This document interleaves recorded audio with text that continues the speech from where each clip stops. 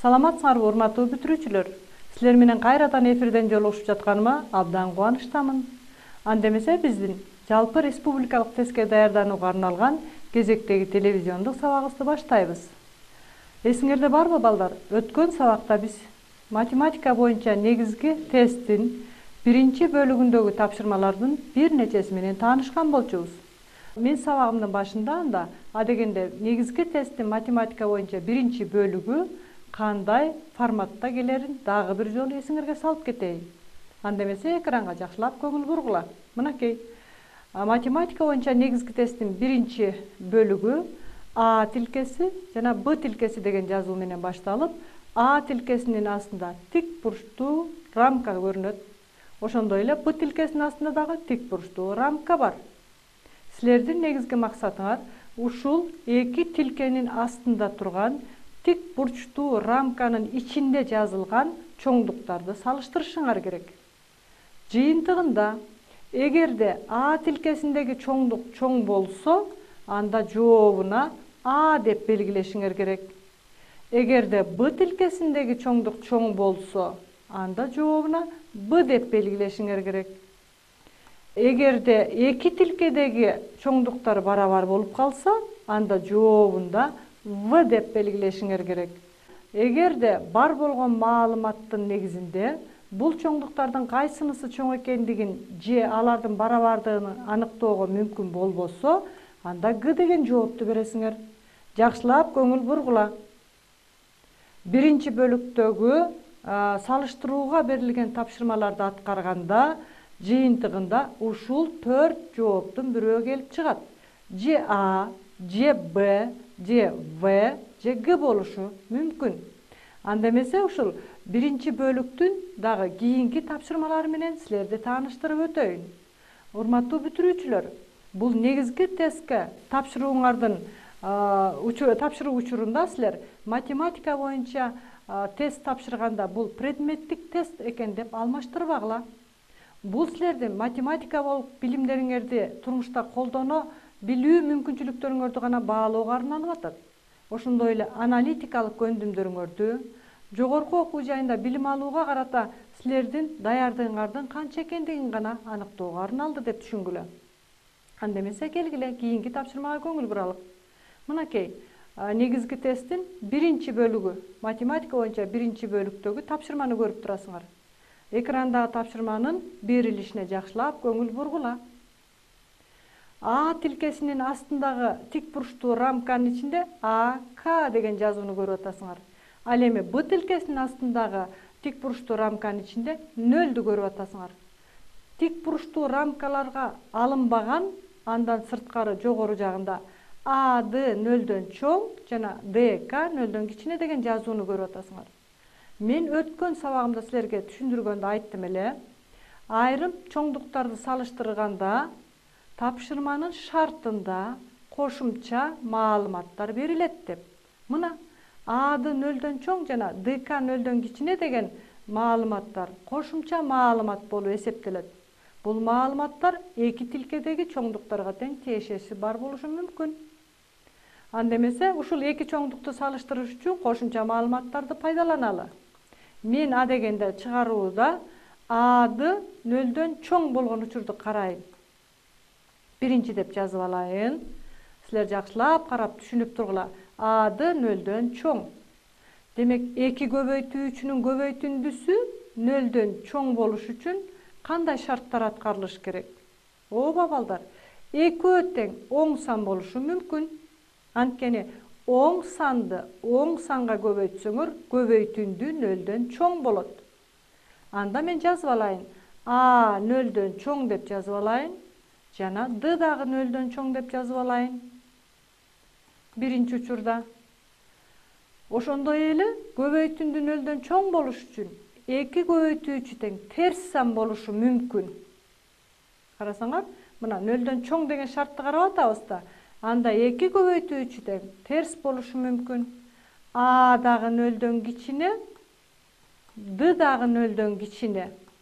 Терс санды терс санга көбөйтсөк дагы оң сан келип чыгат балдар. Көрдүңөрбү? A'ды 0дөн чоң болуш үчүн А 0дөн чоң, Д дагы 0дөн чоң болушу керек. же А дагы нөлдөн кичине, D дагы нөлдөн кичине болушу керек.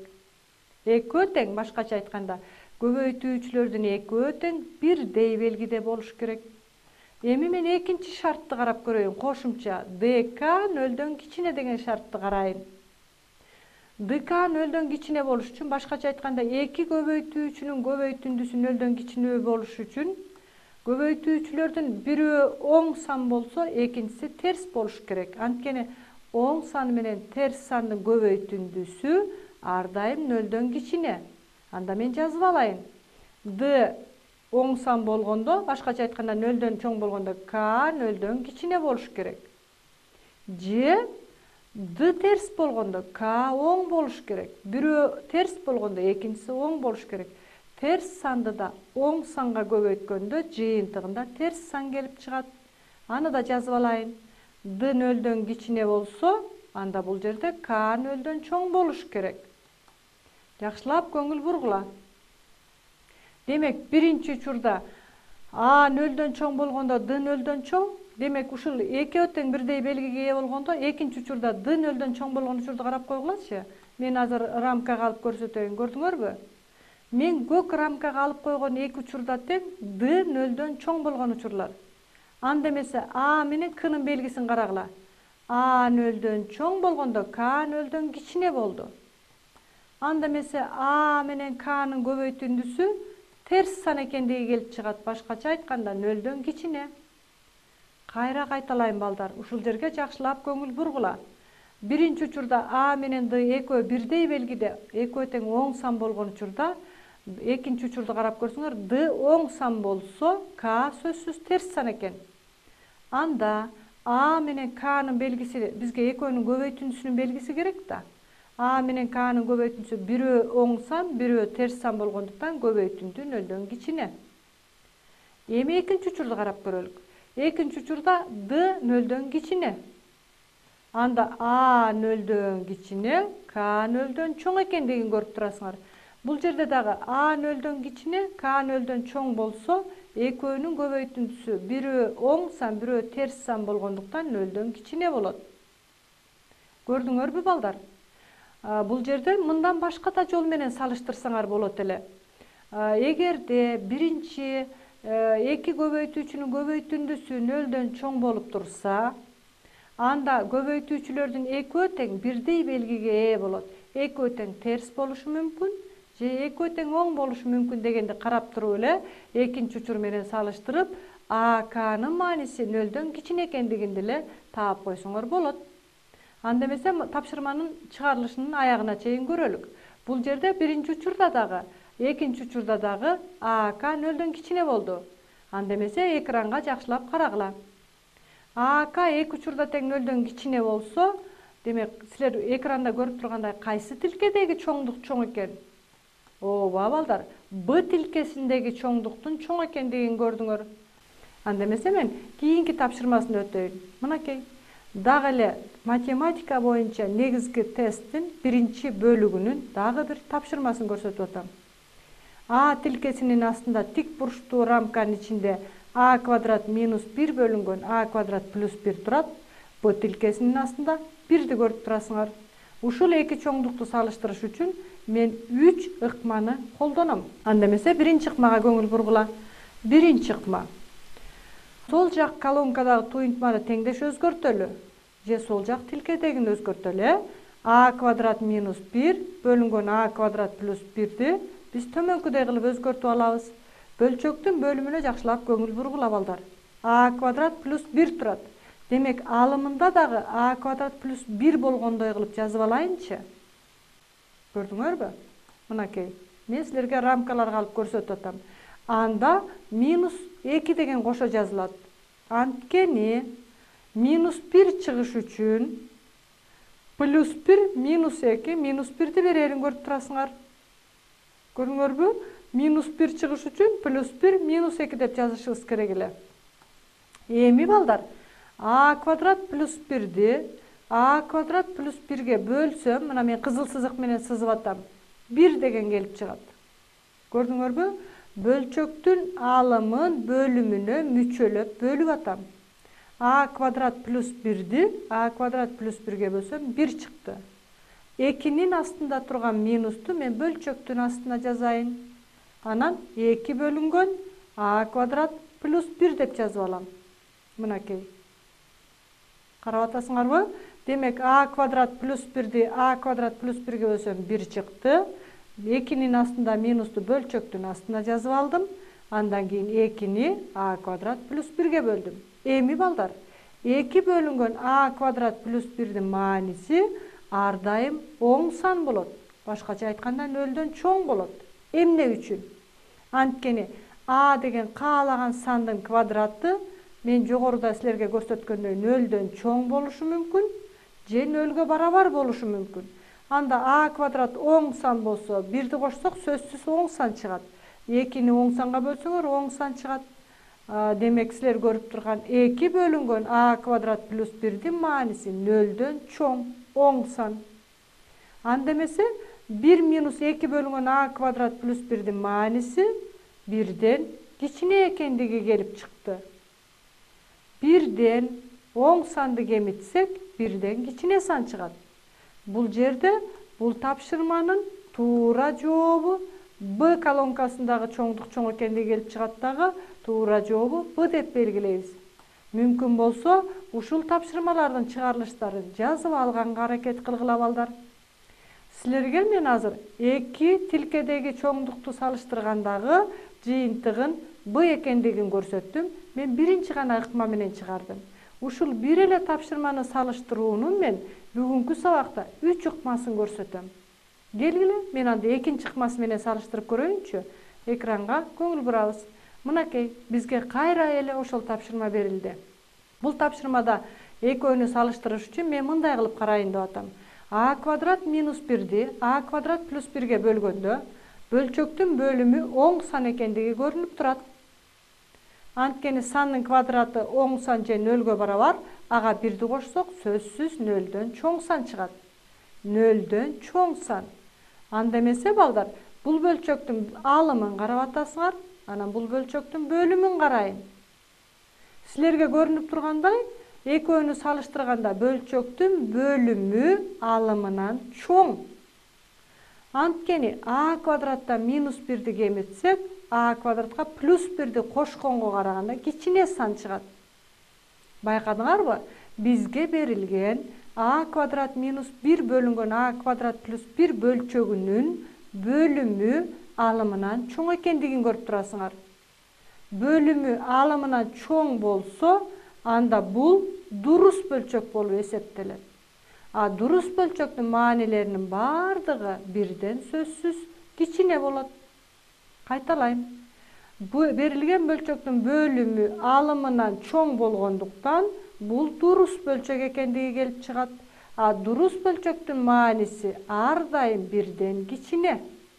Мынакей, бизге берилген 2 тилкедеги чоңдуктарды салыштырсак, демек B тилкесиндеги чоңдук чоң экендиги келип чыкты. Туура жообу B болуп эсептелет. Көрдүңөрбү? Мен берилген тапшырманы аткаруунун же салыштыруунун экинчи ыкмасын көргөздүм. Эми ушул эле тапшырманы аткаруунун же салыштыруунун 3-чү ыкмасын көрсөтүп көрөйүн. Анда эмесе 3-чү ыкмага көңүл бургула. Мен 3-чү ыкманы колдоноордон мурда балдар, 8-чи класста силердин эсиңерде бар болуш керек. Айырма түзүш керек экендигин. Башкача айтканда мен төмөнкүнү силерге эсиңерге салып кетейинчи. a квадрат минус 1 бөлүнгөн a квадрат плюс 1 менен 1-дин айырмасын түзүп алдым. 1-дин айырмасын түзүп, жалпы бөлүмгө келтирип атам. Жалпы бөлүмү a квадрат плюс 1 болду. Анда a квадрат минус 1-дин өзү жазылды дагы, 1-ге a квадрат плюс 1 жетпегендин көрүнүп. Жазылышын карап көрсөңөр, бөлчөктүн алымында a квадрат минус 1 минус a квадрат минус 1 болот. a квадрат менен минус a квадрат карама каршы сандар болгондуктан суммасы 0 болуп калат. Минус 1-ге минус 1-ди кошсок, минус 2 чыгат. Минус 2 бөлүнгөн a квадрат плюс 1 мааниси боюнча 0дөн кичине. Кайталайм. Минус 2 бөлүнгөн a квадрат плюс 1-дин мааниси боюнча 0дөн кичине. 0дөн кичине болсо, анда төмөнкү эрежеге көңүл бургула. эки санды салыштырганда айырмасы 0-дөн кичине болсо, А Вдан кичине болот. Кайталайм. Эки чоңдукту салыштырганда айырма түзүп, айырмасы 0-дөн кичине болсо, анда А Вдан кичинекей экендигин көрүп атасыңар. Анда биздин учурда дагы азыр айырманын терс экендигин көрдүңөр да. Башкача айтканда -2 бөлүнгөн А квадрат плюс 1 0-дөн кичине. Сол жагында турган туюнтманын мааниси терс, башкача айтканда 0-дөн кичине экендигин көрдүңөр. Анда бул жерден дагы А квадрат минус 1 бөлүнгөн А квадрат плюс 1 1-ден кичине экендиги келип чыгат. Башкача айтканда бул учурда дагы туура жообу Б болуп эсептелет. Мынакей балдар, демек бир эле тапшырманы аткарууда салыштырыш үчүн мен 3 ыкма менен көрсөттүм. Силерге кайсыл ыкмасы ыңгайлуу болуп эсептелсе, түшүнүү үчүн жеңил болсо, ошол ыкмасын колдонсоңор болот. Анда эмесе дагы бир кийинки тапшырмага көңүлүңөрдү бургум келет. Бул жерде А тилкесине тиешелүү 7y-тин 5-даражасын көрүп турасыңар. Ал эми Б тилкесине тиешелүү болгон y-тин 5-даражасын көрүп турасыңар. Силер ушул эки чоңдукту салыштырышыңар керек. Бул тапшырманы аткарыш үчүн кандай теориялык билимдер керек болот? Мен ал үчүн адегенде силерге төмөнкүдөй 8-класста өтүлгөн теориялык материалды кайталап алайын. Билесиңерби балдар, 8-класста эки туюнтманы салыштырыш үчүн А жана В дегендерди салыштырыш үчүн адегенде айырма түзүп алышыбыз керек. Эгерде айырма 0-дөн чоң болсо, анда А Вдан чоң деп алчубуз. Эгерде А менен Внын айырмасы 0-гө барабар болсо, анда А менен В барабар. Эгерде айырма 0-дөн кичине болуп калса, анда албетте А Вдан кичине экендигин билесиңер. Мен азыркы тапшырманы аткарууда ушул теориялык материалды пайдаланайын. Келгиле, анда эки чоңдукту салыштырыш үчүн адегенде мен айырма түзөйүн. 7y-тин 5-даражасынан y-тин 5-даражасын кемитейин. Анда окшош кошулуучуларды топтосок, 6y-тин 5-даражасы келип чыгат. Бирок балдар, бул жерде 6y-тин 5-даражасы оң санбы, терс санбы же 0-гө барабарбы? Биз үчүн бул белгисиз. Демек биз анда y-тин маанисин 3 учур үчүн карап көрүшүбүз керек. Биринчи учурда y 0-дөн чоң болсун дейли. Анда 6y-тин 5-даражасы 0-дөн чоң болот. Анткени y оң сан болсо, оң санды оң санга көбөйтсөк 0-дөн чоң сан чыгат. Экинчи учурда y 0-гө барабар болсун дейли. Анда бул учурда 6-ны 0-гө көбөйтсөк 0 пайда болот. Үчүнчү учурда y 0-дөн кичине болсун дейли. Бул учурда y-н терс сан экендигин эске алсак, терс сандын так даража көрсөткүчү 5-даража терс сан болот. Терс сан менен 6-ны көбөйтсөңөр терс сан чыгат. Башкача айтканда 0-дөн кичине сан чыгат. Демек ушул жерден жакшылап көңүл бургула. Биз айырманы таптык, 6y-тин 5-си чыкты. Бирок бул жерден салыштырууга мүмкүн болбой атат. Анткени биз 6y-тин 5-даражасынын маанисин билбей атабыз. 0-дөн чоңбу, кичинеби же барабарбы? Ошондуктан биз 3 учурга кайрылдык. Y 0-дөн чоң болгон учурга кайрылдык, 0-гө барабар болгон учурга жана 0-дөн кичине болгон учурга кайрылдык. 3 учурда жыйынтыгында маанисин карап көрөлүк. Бирөөндө 0-дөн чоң, бирөөндө 0-гө барабар, бирөөндө 0-дөн кичине. 3 башка жооп чыкты. Мындан демек бул эки чоңдукту балдар салыштырууга мүмкүн эмес экендиги келип чыгат. Кайталайм. Мына ушул тапшырмага жакшылап көңүл бургула. 7y-тин 5-даражасы менен y-тин 5-даражасын салыштырууга мүмкүн эмес. Анткени y оң сан болсо А тилкесиндеги чоңдук чоң болду. Y 0-гө барабар болсо экөө барабар болду. Y 0-дөн кичине болсо Б тилкесиндеги чоңдук чоң болуп калды. 3 учурда 3 башка мааниге ээ болгондуктан бул тапшырманын туура жообу салыштырууга мүмкүн эмес экендигин эске алып, Г деп белгилейбиз. Ушул учурга жакшылап көңүл бургула. Көрдүңөрбү балдар? Демек, негизги тесттин математика бөлүмүндө салыштырууга берилген тапшырмалардын ичинен айрымдарын салыштырууга мүмкүн эмес болгон учурлар кездешет. Башкача айтканда, жообу Г болгон учур кездешет экендигине мен силерди көңүлүңөрдү бурдум. Урматтуу бүтүрүүчүлөр, демек биз бүгүнкү сабактын аягында ушул эки чоңдукту салыштырууга карата силерге атайын бир сунуштарды берип кетелик. Кайсыл учурда кандай кылып салыштырсаңар ыңгайлуу болушу мүмкүн. Анда эмесе ошол сунуштарга көңүл буруп көргүлөчү. Биринчиси, мынакей, эгерде сандуу туюнтмалар салыштырылып жатса, Г жообу туура болушу мүмкүн эмес. Эгерде сандуу туюнтмалар салыштырылып жатса, Г жообу туура болушу мүмкүн эмес. Экинчиси, туюнтмаларды салыштыруу үчүн ар дайым эле эсептеп чыгуу талап кылынбайт. Ошондой эле тилкедеги туюнтмаларды сан барабарсыздыктарынын касиеттерин колдонуу менен жөнөкөйлөтүп алып, анан салыштырсак болот. Төртүнчүсү, өзгөрмөлүү туюнтмаларды салыштыруу үчүн аларды сандар менен алмаштырып алып, анан салыштырып алсак болот. Көрдүңөрбү балдар? Мен силерге азыр 4 сунушту бергенге аракет кылдым. Силер демек тестке барганда ушундай эки чоңдукту салыштырган учурда ушул жогоруда сунушталган ойлорду эске аласыңар деген ойдомун. Анда эмесе силер менен кийинки сабакта жолугушканга чейин саламатта калгыла.